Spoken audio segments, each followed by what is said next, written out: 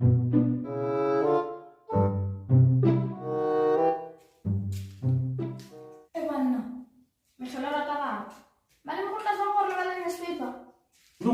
irile ke feta kwa lebenkeleng ka bona dikuranta tse.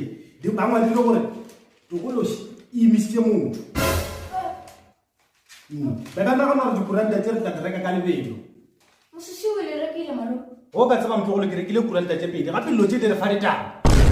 Motho gape ke rile ke fitla kwa moshumo ba se tswana o nraka moshumo. Malobanyana ga founa mo a di fired. Pantja nraka moshumo motho go. Jwale ke mo ke tlo nyakana le moshumo. Ano mo Facebook ba gona batho ba ka le thushang ka moshumo.